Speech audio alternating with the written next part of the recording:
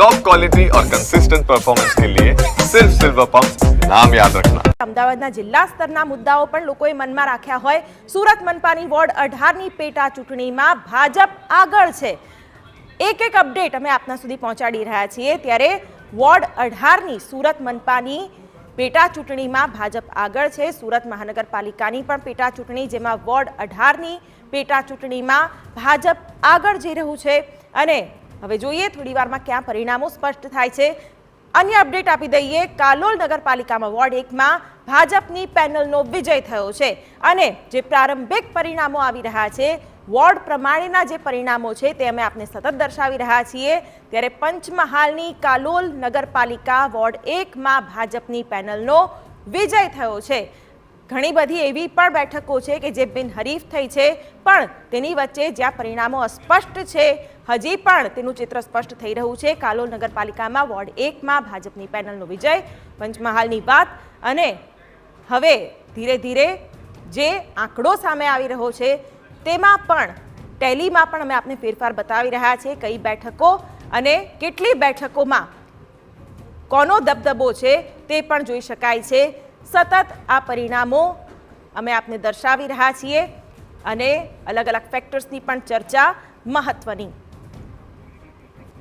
તો મહત્વના અપડેટ આપને આપી દઈએ, જેમાં મહીસાગરના લુણાવાડાના વોર્ડ 1માં કોંગ્રેસે રીકાઉન્ટિંગની માંગ કરી છે।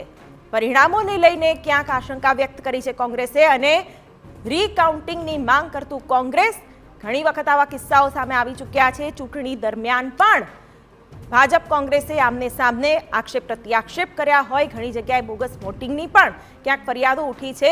ત્યારે પરિણામોના દિવસે પણ કોંગ્રેસે રીકાઉન્ટિંગની માંગ કરતો આ કિસ્સો સામે આવ્યો છે લુણાવાડાથી। લુણાવાડાના વોર્ડ 1માં કોંગ્રેસે રીકાઉન્ટિંગની માંગ કરી છે અને ક્યાંક કાઉન્ટિંગને લઈને, પરિણામોને લઈને કોંગ્રેસે આશંકા વ્યક્ત કરી છે અને વોર્ડ નંબર 1ના કોંગ્રેસના જે કાર્યકર્તાઓ છે તેઓએ રીકાઉન્ટિંગની માંગ કરી। સતત અપડેટ અમે આપને આપી રહ્યા છીએ। જામજોધપુર નગરપાલિકાના વોર્ડ 1માં ભાજપની પેનલનો વિજય થયો છે। ત્યારે જામજોધપુર કે જે જામનગરથી નજીકની બેઠક, નગરપાલિકાના વોર્ડ 1માં ભાજપની પેનલનો વિજય થયો છે। કયા મુદ્દાઓના આધારે મત આપવામાં આવ્યા છે તે આ ચૂંટણીઓમાં મહત્વપૂર્ણ રહે છે, કારણ કે ખૂબ જ સ્થાનિક સ્તરના મુદ્દાઓ ચર્ચાતા હોય છે અને લોકોના મન મસ્તિષ્કમાં પણ એ જ વિચાર રહે છે કે તેમને જે પ્રાથમિક સુવિધાઓ છે તે કેટલી હદે મળી છે। ત્યારે જામજોધપુરના પણ આ પરિણામ, વોર્ડ નંબર 1માં ભાજપની પેનલનો વિજય થયો છે અને સતત અમે આપને બતાવી રહ્યા છીએ નગરપાલિકાના જે પરિણામો છે, જેમાં 68માંથી 5 નગરપાલિકાના પરિણામો આવી ગયા છે અને 5એ5 ભાજપના ફાળે। ત્યારે સતત અમે આપને અપડેટ બતાવી રહ્યા છીએ અલગ અલગ નગરપાલિકાઓના ચૂંટણી પરિણામો તમારી ટીવી સ્ક્રીન પર। સંતરામપુર વોર્ડ નંબર 1માં ભાજપના 3 ઉમેદવારનો વિજય થયો છે। વોર્ડ 1માં કોંગ્રેસના 1 ઉમેદવારની જીત થઈ છે, એટલે ક્યાંક મિશ્ર પરિણામો પણ જોવા મળી રહ્યા છે। દાહોદની વાત કરીએ તો ધાવડિયા તાલુકા પંચાયતમાં ભાજપ લીડ મેળવી રહ્યું છે, ભાજપ આગળ છે। ધાવડિયા તાલુકા પંચાયતમાં ભાજપ આગળ હોવાના સમાચાર દાહોદથી મળી રહ્યા છે અને તેમાં પણ સ્થાનિક મુદ્દાઓ મહત્વપૂર્ણ રહ્યા હોય છે।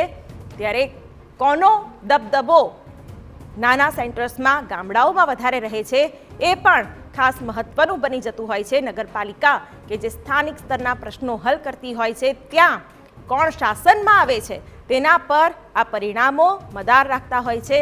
ધાવડિયા તાલુકા પંચાયતમાં ભાજપ આગળ છે, દાહોદથી આ સમાચાર મળી રહ્યા છે અને ધાવડિયા તાલુકા પંચાયતમાં ભાજપ આગળ હોવાના સમાચાર સતત ટેલીમાં પણ અમે આંકડો દર્શાવી રહ્યા છીએ। જે બિનહરીફ બેઠકો છે તે પહેલેથી જ અમે બતાવી રહ્યા હતા અને હવે પણ પરિણામોમાં કોણ આગળ કોણ પાછળ તેનો પણ આંકડો ટીવી સ્ક્રીન પર